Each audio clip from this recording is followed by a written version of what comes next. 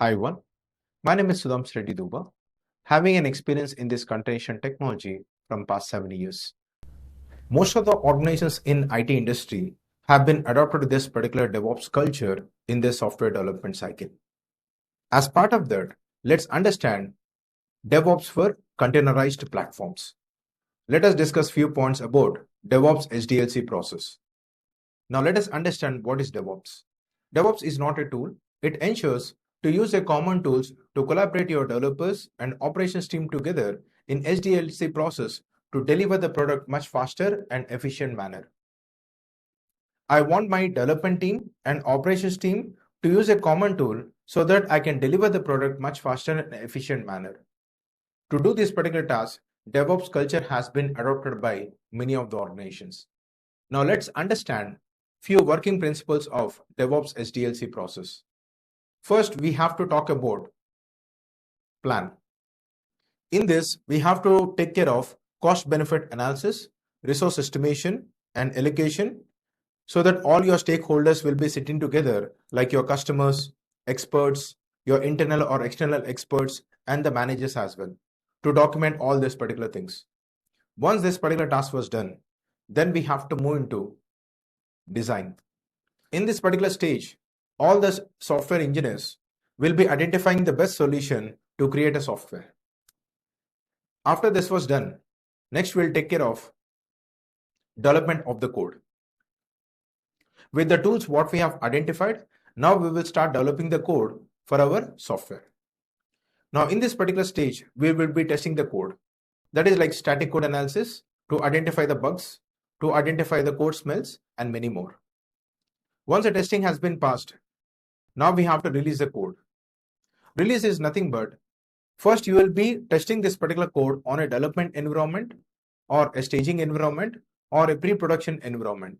Before going into the production level, first we have to test the code on the other environments.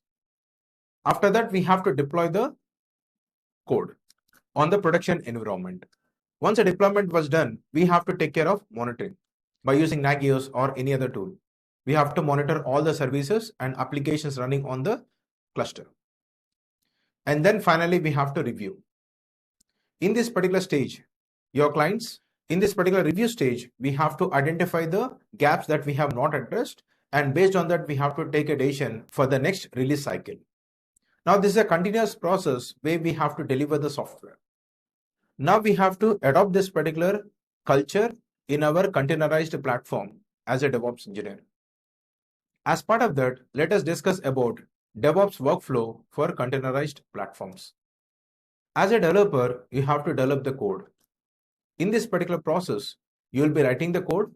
Not only that, additionally, we have to build the Docker file as well. In this particular course, we'll be talking about that particular topic, how to write a Docker file to customize your images. After this was done, then we have to store the code in the repository. Every developer in this particular team has to write the code, and they should not store in the local machine. They have to push the code in the centralized repository like GitHub or GitLab, Bitbucket, and many more. Now, once the code has been stored here, now we have to build the container image by using Docker or any other tool. Building the image in the sense, we have to build the image in such a way that we can run our application as a container. That particular process is called as build. You have to convert your Docker file into image. Now that particular task is called as build by using Docker or any other third-party tool. It's up to you. Once the image build was done, now we have to store this particular image in a registry. Most widely used tool is nothing but Docker Hub. In a Docker Hub, we can store our images, which is called as repository, and the Docker Hub is called as registry. Now in this particular registry, we have to store our images. It could be Docker Hub, it could be Azure Container Registry, or AWS Container Registry, and many more. After the image was pushed into the registry, now we have to pull the image. For that, we used to run the command called docker pull image. Pull image in the sense, here it is Nginx. Nginx is a repository. From this particular registry, we have to download the image. That is called as pull image. Once this activity was done, Now we have to deploy the container on any one of the platform. It could be a Docker or it could be a Kubernetes.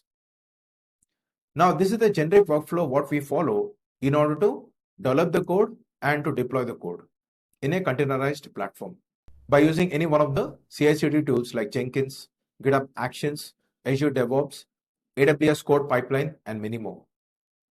Now these are the things what we are going to learn in this particular course as part of K8 Engineers. In order to implement this particular DevOps workflow in our containerization platform, let us see what are the tools that we have to learn. DevOps tools for containerized platforms. First one is Docker. Docker is a tool where we can run our applications as a containers in a standalone. If you want to run your containers as a high availability on a cluster, then we have to learn about Kubernetes. Not only that, if you want to deploy your applications on Kubernetes cluster or any other platform, it could be on-premises or cloud, then we have to use a tool called 𝐿𝐿, which is a package manager for Kubernetes. Not only that, if you want to deploy your applications in much efficient manner, we have another tool called that is Kustomize.io. Most of the companies are using 𝐿𝐿 to deploy their applications on the Kubernetes cluster. After this, we have to learn about CI/CD tools, Jenkins, and then we have GitHub Actions. Now these are the most widely used tools like Jenkins and GitHub Actions to deploy your applications on the Kubernetes cluster. And then finally, we have to monitor our applications on the Kubernetes cluster by using Prometheus or EFK. We can use any one of these tools. EFK is for logging and Prometheus is for metrics calculation. Now we have to use these particular tools for monitoring and logging purpose.